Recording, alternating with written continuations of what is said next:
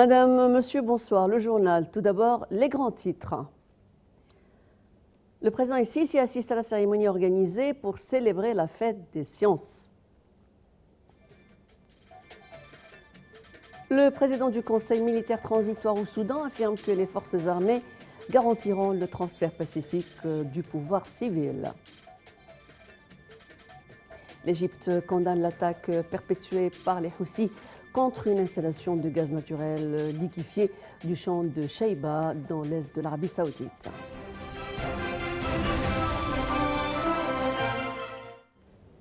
Nos informations en détail. Le président Abdel Fattah al-Sisi a assisté à la cérémonie organisée pour célébrer la fête des sciences et dans son allocution, le président de la République a souligné que la Nouvelle-Égypte accorde un intérêt primordial à la formation et à la qualification de l'homme égyptien.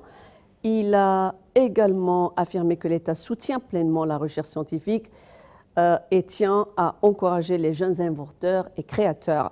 Le chef de l'État a d'autre part exigé que les nouvelles universités soient dotées des équipements les plus sophistiqués pour optimiser le développement du système de l'enseignement supérieur et intégrer les spécialités de l'intelligence artificielle aux systèmes technologiques les plus sophistiqués. Le président Sisi a par ailleurs exhorté à faire face aux défis de nos jours à travers la technologie et les sciences modernes. Et au cours de la cérémonie, le président Abdel Fattah al-Sisi a honoré un nombre de scientifiques lauréats de primes de l'État dans les diverses spécialités en 2017 et 2018.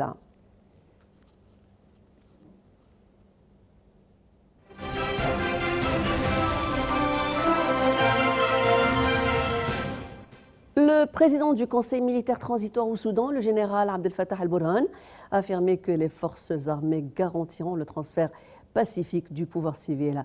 Ces déclarations interviennent au terme de la cérémonie de la signature des documents du pouvoir transitoire à Khartoum qui a connu une présence internationale et régionale.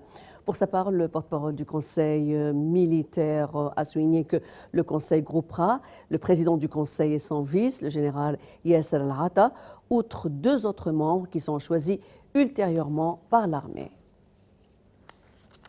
L'Égypte a condamné l'attaque perpétuée par les Houthis contre une installation de gaz naturel liquéfié du champ de Shaiba dans l'est de l'Arabie saoudite. Et dans son communiqué, le ministère des Affaires étrangères a réaffirmé le soutien de l'Égypte, gouvernement et peuple, à l'Arabie saoudite et le renforcement de toutes les mesures nécessaires à la sécurité et à la stabilité du royaume. Le communiqué a également mis en garde contre le ciblement des installations vitales en Arabie saoudite. La tension est tombée d'un cran supplémentaire à Aden avec le début du retrait des séparatistes de position prise au gouvernement yéménite sous la pression conjuguée de l'Arabie saoudite et des Émirats arabes unis. Les forces séparatistes relevant du Conseil de transition du Sud, le STC, se sont retirées de plusieurs bâtiments publics qu'ils avaient récemment pris à Aden aux combattants loyalistes yéménites.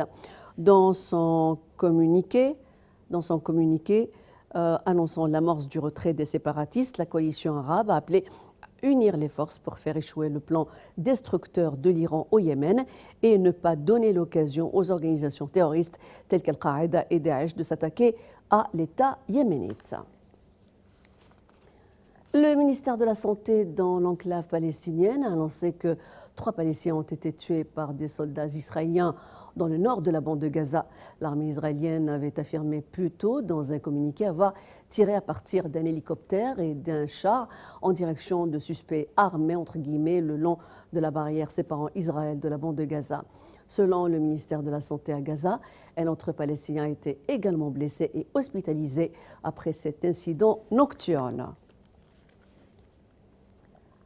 Un attentat kamikaze a fait au moins 63 morts et blessé 182 personnes lors des festivités autour des mariages à Kaboul, au moment où la population afghane espère un accord imminent entre États-Unis et les talibans. L'attentat non revendiqué, plusieurs heures plus tard, est le plus meurtrier visant des civils depuis le début de l'année en Afghanistan. Les talibans, qui livrent une guerre d'insurrection depuis qu'ils ont été chassés du pouvoir en 2001 par une coalition menée par les États-Unis, ont nié toute implication. la branche afghane du groupe terroriste Daesh. L'autre groupe terroriste qui commet des attentats ne s'est pas manifesté. Cet attentat est survenu alors que la population afghane, exaspérée par la violence aveuglée, espère la conclusion d'un accord entre les États-Unis et les talibans qui ouvrirait la voie à des négociations de paix entre gouvernement afghan et le groupe insurgé. Et au Pakistan, 2 soldats ont été tués à l'issue d'une explosion d'une bombe implantée sur la route sud-ouest du Pakistan. Entre-temps, l'armée pakistanaise a mis en garde contre la poursuite des violations indiennes au Cachemire, assurant sa capacité de riposter à toute agression indienne.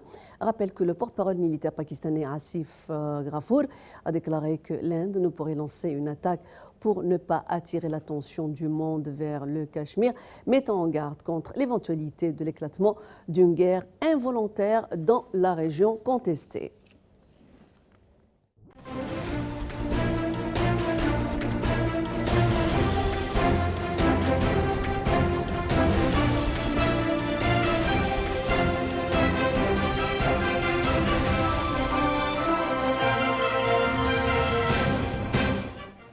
Dans notre rubrique économique, on commence par les indices de la bourse du Caire qui ont collectivement haussé au début de la première séance de la semaine, soutenus par les achats des institutions arabes et étrangères et des investisseurs égyptiens. L'indice principal EGX 30 a haussé d'environ 0,8% pour se stabiliser au niveau des 14 404 points. EGX 30 CAPED a également augmenté du même taux. Les indices secondaires EGX 110 et EGX 100 ont d'autre part enregistré des hausses allant jusqu'à 0,3%. Le ministre argentin des Finances, Nicolás Dujovne, a démissionné, selon les médias, au terme d'une semaine de turbulences sur les marchés qui a vu le peso perdre plus de 20% de sa valeur et la bourse plonger de plus de 30%. Monsieur Dujovne sera remplacé par Herman Lacuzna, ministre de l'économie de la province de Buenos Aires, affirment les médias argentins qui ont publié sa lettre de démission. Nicolás Dujovne quitte ses fonctions alors que la crise économique que connaît le pays s'est aggravée après le revers électoral du président Mauricio Macri, qui brigue un nouveau mandat lors de la présidentielle d'octobre. Le peso et la bourse ont plongé lundi dernier et vendredi, les agences Fitch et Standard & Poor's ont abaissé la note de la dette souveraine de l'Argentine.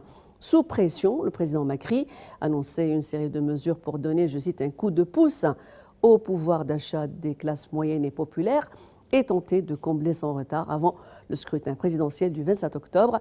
Hausse du salaire minimum, prime ponctuelle, réduction d'impôts et gel des prix de l'essence durant 3 mois.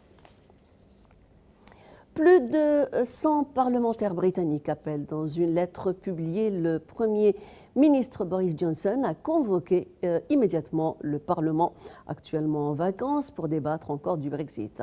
Alors que les vacances d'été du Parlement prennent normalement fin le 3 septembre, ces parlementaires souhaitent que M. Johnson le rappelle pour qu'il siège en permanence jusqu'au 31 octobre, date à laquelle le Royaume-Uni doit quitter l'Union européenne.